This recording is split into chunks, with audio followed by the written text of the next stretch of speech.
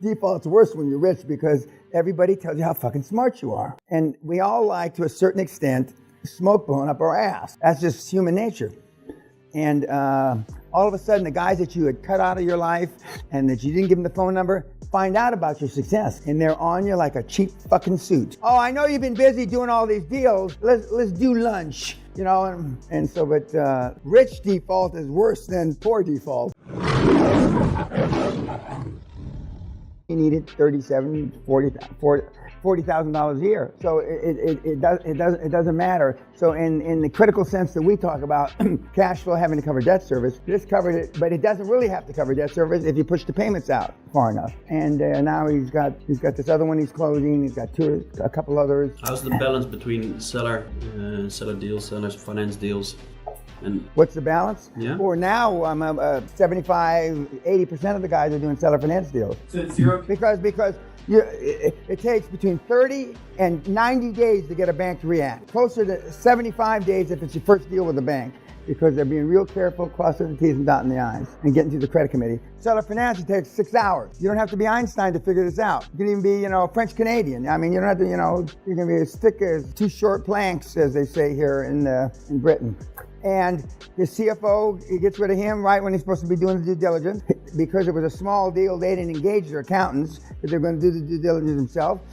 And he did it himself. And he's, he should have figured out before the fucking thing closed that the lady stole money out of the goddamn account that she was supposed to leave. The first things you check when you take over a company are the cash balances, or actually just before you take it over. And then you would have known that she took a third of the cash balance that was supposed to be left in the company. What was left in the account covered 28 fees? Yes. No, there were no fees. They didn't engage anybody. No fees. He just had cash flow to run the business the first month. Well, I mean, the in-house lawyer, he apparently hasn't paid him. He's going to roll it. I mean, that was the only person that did anything with the in-house lawyer.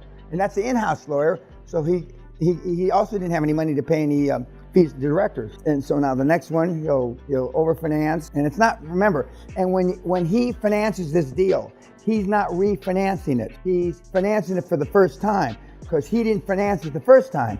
He self-financed it the first time. Refinance implies 2 financial refinances or finances, sometimes 2 financial institutions. So when he does refinance this or finance it, it's not going to be a refinance in the sense that another bank's coming in and taking out another bank. There's no bank to take out. It's just, and whether he chooses to pay off the seller or not, that's, depends with the covenants. Probably his loan agreement doesn't have any covenants. But 75% of the deals now, maybe even more, I haven't really run the numbers, are owner finance. And 95% of the deals are some portion of owner finance, maybe not 100% owner finance. So then he could finance with the bank and then just pocket all that money? Well, he could, yeah. Now, I'm not suggesting he's going to run like a thief in the night, but as some of those guys have on that wall, a good proportion of them are Dutch, by the way. they can run. Huh? Yeah. Yes, sir. The payments were deferred for 5 years? No, it was first 3 months, no payments. Remember? Okay. Then they were $3,700 a month, balloon in the 5th year, but they were amortized. The payments were amortized over 10 years, which means the payments are really going to be about half because they're as if they were being paid over 10, but they're being paid over 5, except the first 3 months they're not making any payment. And that's a pretty sweet deal. Although, some of the kids will, you should be able to know where the money's coming from in 3 months. And it would have been better if, for 6 months. But I mean, so we had $1 invested, and it's, and to the best of my knowledge, and I'm being, I'm blowing smoke up my own ass now, but nobody out there tells you can buy companies for $1, let alone showing you how to buy companies for $1. And when I walk you through it, it's, as my daughter would say, it's easy peasy. I mean, it's not, the coefficient of friction and the sun and everything's got to be juxtaposed just right on the 29th day of February that only happens every 5 years. It's none of that stuff. Yeah. Oh, yeah. So then what loan would he use to take out that he wouldn't be purchasing it since he already has it? No, he owns 100% of the company. There has to be consideration for assets to be purchased. Consideration, whether it's 1 penny, $1, or $1 million. There's got to be some consideration. His consideration was $1. He owns 100% of the company, 100% of the cash flow. Now, in the first 3 months, no payments whatsoever. From month 4 to month 60, the payments are amortized as if he was paying over 10 years. So they're roughly half as much, $3,700 a month. At the end of the 60th month, he will pay the balloon, which is really equivalent to 5 years payments. So 60 times, call it $4,000, $225,000 he'll owe in the 60th month. That's the balloon payment at the end of the 5th year. I mean, did the banks do they know about that contract you have with the seller? Or have you... Well, I mean, there's no banks involved right now. No, but when you refinance with the bank... You're not refinancing, you're financing it, okay? When you're financing within 3 months... Obviously, you're going to show them, you're not going to hide anything. You're going to show them, you know, everything. All your questions are, can we hide this? Can we hide this? Do we have to show them this? Yeah, No wonder you had your problem before. You know? Then I'm sure you didn't know anything about the deal that was going down, and you were carrying that thing with you just because, you know, you needed some extra weight in your belt.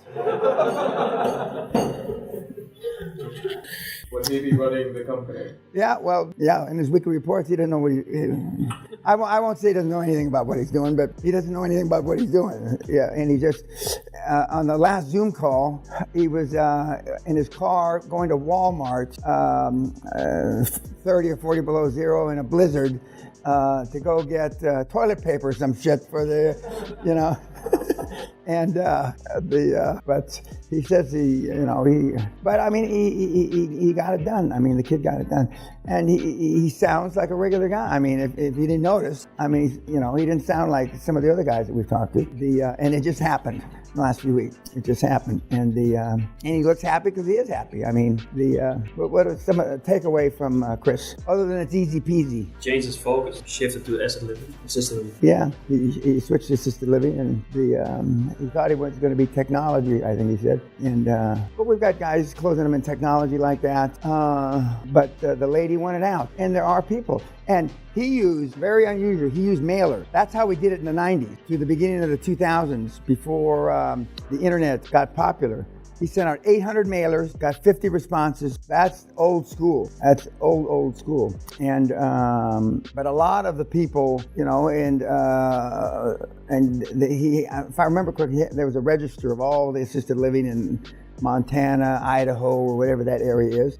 And not all of them list phone numbers. So he just said owner, and I believe he said, and if you're not the owner, pass it on to the owner. So how many of the 800 actually got to the owner? But in that area, there was 800 of them. There's 45 or 50, there's 100,000 of them in America. In this country, there's 35,000. There's no shortage. There's no shortage, believe me. How many of your guys went, like, percentage-wise towards the system? It sounds like at least one. Yeah, no, 25%, 25. And they still haven't stepped on each other. There's that many. Once in a while, two guys try to get the same guy for a CFO. That happens 3 or 4 times a year. That's about it. We've never had, that I know of, where they crossed paths looking for chairman. CFO seems to be the area where, you know, not that there's no shortage of CFOs, believe me, or potential CFOs.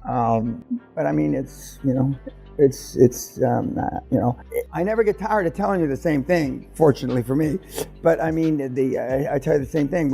I'm giving you different examples. You know, some of you can resonate with this guy.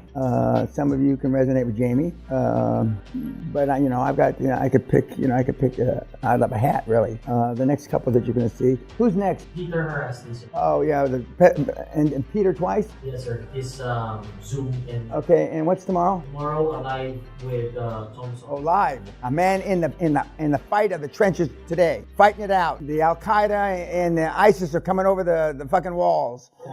Yeah, but everybody, it's hand-to-hand combat. We're going to see tomorrow. Yeah, and that'll be interesting. It'll be good. I already got the email what he's going to talk about. And I said, yeah, tell him everything the truth. Tell him the good, the bad, and the ugly. And then I thought, maybe not, don't tell him all the good, the bad, and the ugly. Because, the good, the bad, and the ugly. So we're going to have the guy in hand-to-hand combat tomorrow. But the two best deals that I've had in the last 20, 25 years, one guy. And so he's going to talk to us. And I already told you he's coming back to the seminar. And why do these guys, and I'm not trying to upsell you, why do all these guys that are making all this money come back? You got complacent. Because default's worse when you're rich. Now, you can't relate to that, but default's worse when you're rich because everybody tells you how fucking smart you are. And we all like, to a certain extent, smoke blowing up our ass. That's just human nature. And all of a sudden, the guys that you had cut out of your life and that you didn't give them the phone number find out about your success, and they're on you like a cheap fucking suit. Oh, I know you've been busy doing all these deals. Let's do lunch, you know. And so, but rich default is worse than poor default because now, you know, you want to give them the benefit of the doubt, and then I guarantee when you go out to lunch and dinner, there's only one guy picking up the tab, and it's you. That's a little harder for the Dutch. The Dutch have deep pockets and short arms.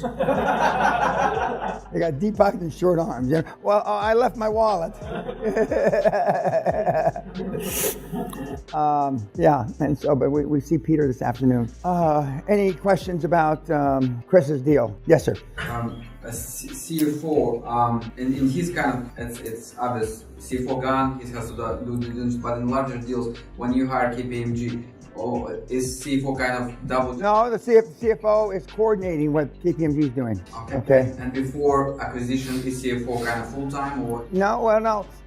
When you get to the actual deal, I mean, he's going to go from 5, 6, 7 hours a month to 2, 3 hours a day because he's coordinating, he's making sure what's going on.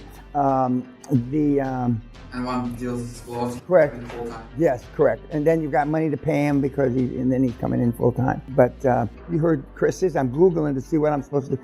But he has, what he left out is you have these due diligence questionnaires that you're going to get. And all you got to go, it's not so simple. I mean, because one questionnaire has got 100 questions. Some of the questions, you won't know what you're reading, okay? What are the earnings? If you reduce it to GAAP, what are the earnings? Well, you don't know what that means. GAAP is General Accepted Accounting Procedures, and they take cash flow accounting different than accrual. Well, you don't need to know that, but it's one of the questions on the due diligence. Your CFO will know it, you know? But Chris, I can just see he's Googling, you know, cash versus, accrual accounting, and but he got it done. But he's a good kid. But he does, you know, I'm not making fun of him, but he doesn't sound like any financial wizard because he's not. He's not. And when I say, I mean, you can get it done. Everybody in this room can get the deals done. There's nobody that's, whether English is your second primary language or not, it doesn't make a shit. And at first, when he up there in Montana, there's a lot of people from, is it Sweden or someplace? I thought that's where he was, and they still speak Swedish, and I said, oh fuck, how's he gonna get the deal? But he hit a pocket of English-speaking people, so he didn't have to worry. Getting deals done in Canada, though, if in the French-speaking area, if you don't speak French, you're fucked. I mean, because there are plenty of areas, and all kidding aside, in Canada, that you better speak French if you're going to be doing deals up there, and they will. I don't know if resent is too strong a word, but they'll resent you if you're trying to buy their business and you don't speak French, for sure. So, but that's the only place that's like that.